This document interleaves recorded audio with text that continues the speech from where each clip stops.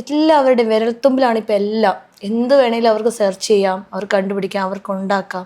അതുപോലെ സിനിമയിൽ നായകന്മാരെ അവരെ ഒരുപാട് എഫക്റ്റ് ചെയ്യുന്നുണ്ട്, അത് അവരെ ഇൻഫ്ലുവൻസ് ചെയ്യുന്നുണ്ട്.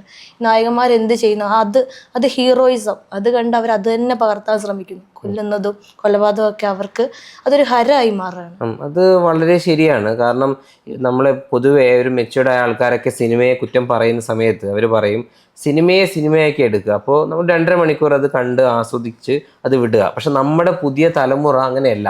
ഇപ്പോൾ സിനിമയിൽ ഇപ്പോൾ ഹീറോ നമ്മളെ വില്ലനെ കൊല്ലുന്നു, ലഹരി മരുന്ന് ഉപയോഗിക്കുന്നു, അപ്പോൾ ഒരുപാട് ആൾക്കാരെ കൊന്നാൽ തന്നെ കുഴപ്പമില്ല എന്നൊരു ധാരണ ഉപബോധ മനസ്സിൽ വരികയാണ്. അപ്പോൾ അവർ കൂടുതൽ ക്രിമിനൽ ക്യാരക്ടറിലോട്ട് പോകുന്നു, കൂടുതൽ ലഹരി ഉപയോഗിക്കുന്നു.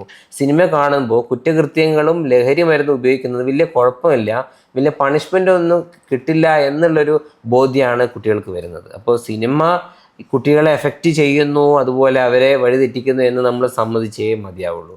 അതുപോലെ സോഷ്യൽ മീഡിയയും മൊബൈൽ ഉപയോഗം വളരെയധികം കുട്ടികളിൽ കൂടിയിട്ടുണ്ട്. കാരണം പാരൻസിനൊന്നും കൺട്രോൾ ചെയ്യാൻ പറ്റാത്ത രീതിയിൽ കുട്ടികൾ മൊബൈൽ ഉപയോഗിക്കുന്നു. ചില വാട്സാപ്പ് ഗ്രൂപ്പുകൾ വഴിയൊക്കെയാണ് കുട്ടികൾ ഈ മയക്കുമരുന്നൊക്കെ ലഭിക്കുന്നത്. അപ്പോൾ സോഷ്യൽ മീഡിയയും മൊബൈൽ ഉപയോഗമൊക്കെ വളരെയധികം കൺട്രോൾ ചെയ്യേണ്ട ഒരു കാര്യമാണ്.